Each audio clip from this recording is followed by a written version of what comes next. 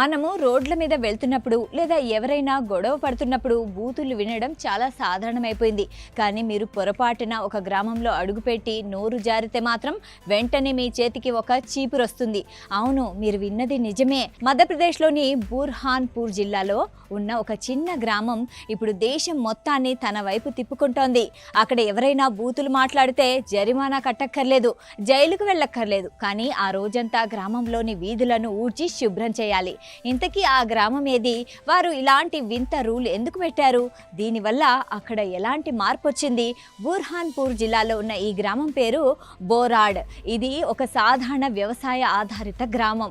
గతంలో ఇక్కడ కూడా చిన్న చిన్న విషయాలకే గొడవలు జరగడం, పరస్పరం తిట్టుకోవడం, ఆ గొడవలు పోలీస్ స్టేషన్ల వరకు వెళ్లడం జరిగేవి.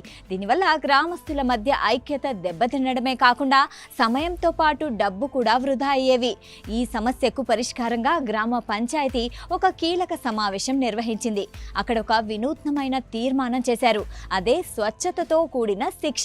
ఎవరైనా బహిరంగంగా బూతులు మాట్లాడితే లేదా ఇతరులను దూషిస్తే వారు గ్రామంలోని ఒక నిర్దేశిత వీధిని పూర్తిగా ఊడ్చి శుభ్రం చేయాలి. ఒకవేళ ఆ వ్యక్తి ఆ శిక్షను తిరస్కరిస్తే గ్రామ పంచాయతీ విధించే భారీ జరిమానా చెల్లించాలి. మొదట్లో ఇది సరదాగా అనిపించినా గ్రామస్తులు దీన్ని చాలా సీరియస్గా తీసుకున్నారు. దీని వెనుక ఉన్న ప్రధాన ఉద్దేశం ఒక్కటే, ఒక మనిషిలో పశ్చాత్తాపం రావాలి, అదే సమయంలో గ్రామానికి మేలు జరగాలి. సాధారణంగా జరిమానా విధిస్తే కట్టేసి ఊరుకుంటారు.